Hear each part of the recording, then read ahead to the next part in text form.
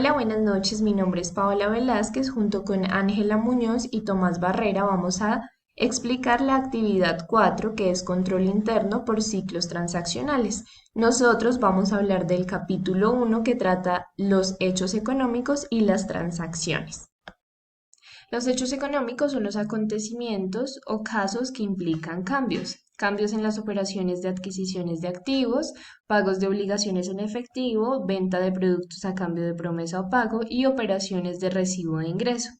El flujo normal de las transacciones. Se dice que los principios de contabilidad requieren que los hechos económicos representativos se consignen en la contabilidad y se reflejen en los estados financieros. Esto se logra por medio de las transacciones que fluyen a través de los sistemas. Más adelante vamos a explicar los sistemas. Aquí tenemos un diagrama del flujo normal de las transacciones. Entonces, los hechos económicos externos e internos, las transacciones, el procesamiento de estos en la base de datos, procesamiento a otros sistemas, los informes auxiliares y finalmente el pase al mayor general. Por otra parte, tenemos que el hecho económico es un efecto sobre los estados financieros. Se puede originar en situaciones separadas como facturación, cuentas por cobrar, inventarios y costo de ventas, mientras que las transacciones se representan al hecho económico como tal. Es decir, la transacción es la materialización del hecho económico.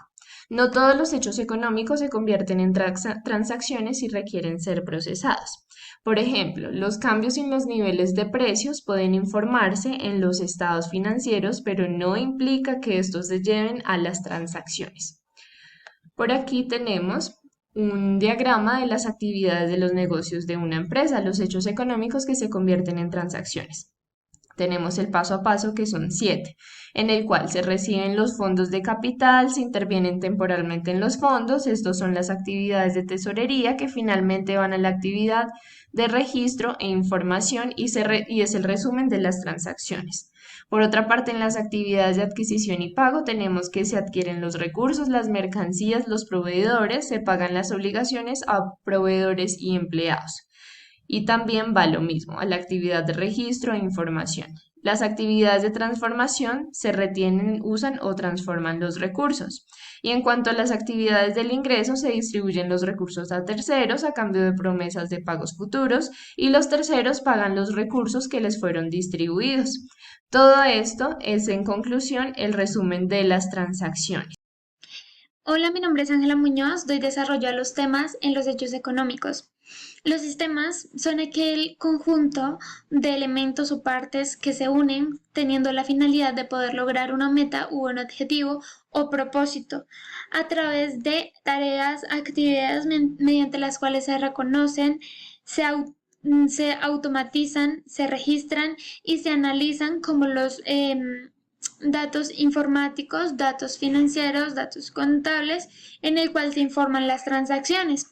Las clases de sistemas están diseñados específicamente para tipos de circunstancias en el que una organización contable puede disponer. Estos pueden ser diversos, pero están diseñados con la finalidad de poder cumplir las necesidades de la empresa, como los sistemas contables o los sistemas computarizados. Las bases de datos se constituyen de información almacenada de los sistemas, la cual deben ser manejadas de manera cuidadosa, pues si se manipula de manera incorrecta, los archivos o de información pueden afectarse y puede afectar a la organización brindando información errónea. Este es un control que se debe llevar en el cual mediante las bases de datos se pueden filtrar o se pueden clasificar por dos tipos, que son los datos estadísticos y los datos dinámicos. Son aquellas bases que dependen de información suministrada por la empresa o por la organización. Los estadísticos son todo tipo de datos informativos que se constituyen en una empresa, como el nombre, el apellido, el empleado, el cliente.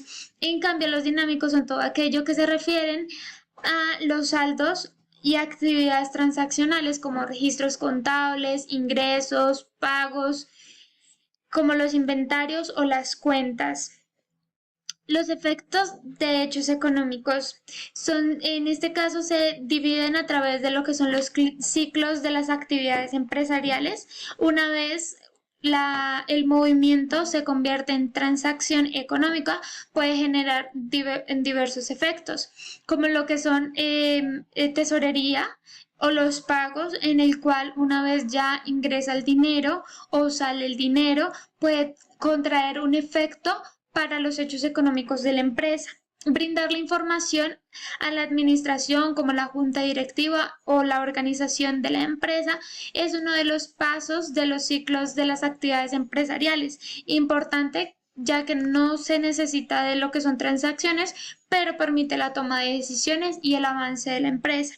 El ciclo del informe financiero son los resultados provenientes de las transacciones y se deben comprender y abarcar cada uno de los ciclos para poder comprender y tener un mayor control.